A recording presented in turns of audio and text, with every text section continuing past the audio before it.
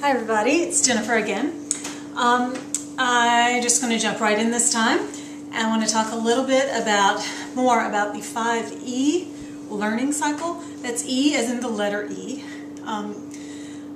Whenever someone learns, ideally there is a cycle they go through.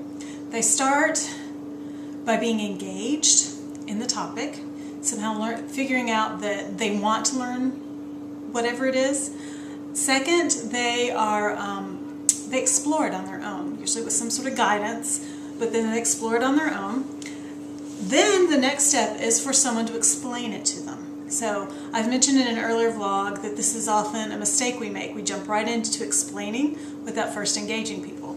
So the third step is to explain. The fourth step is then elaboration. And the fifth step is evaluation. Evaluation, I know people tend to think, okay, that's a test. A teacher does that. I don't need to worry about it. But often a teacher will test someone not only to see what the students learned, but to see how effective their teaching was.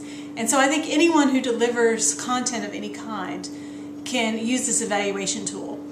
But today I want to talk a little bit more about engaging, because I think that's the one area that most people need a little help with. Most people are very good at explaining. If you're blogging or you have a website for your business, you're probably a content expert. You know your stuff and you can explain it.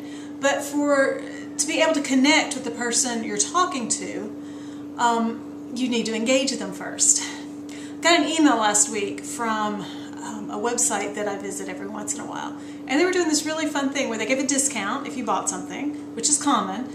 But they added a little extra something to get people to come. They did an Easter egg hunt on their site.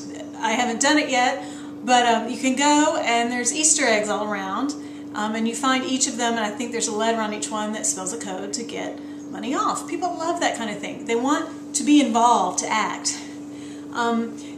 If you're doing a live presentation, a great thing to do is to start off with a question. Instead of starting off with, here's what I'm going to talk about. You start off with a question, have people raise their hands, ask them. If it's appropriate, if you can get them moving physically, that's a great way to engage people. It's something about getting their whole body involved, helps them to learn.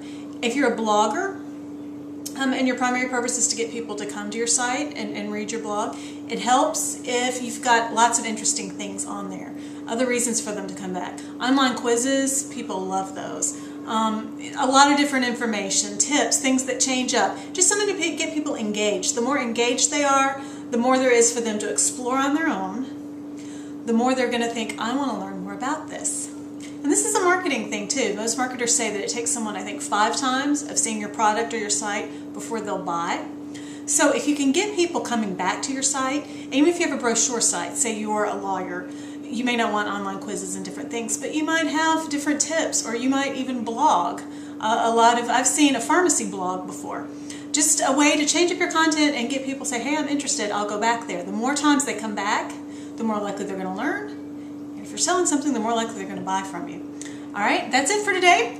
And I will be back next time to talk a little bit more about the second E. All right, I will see you then. Thank you. Bye-bye.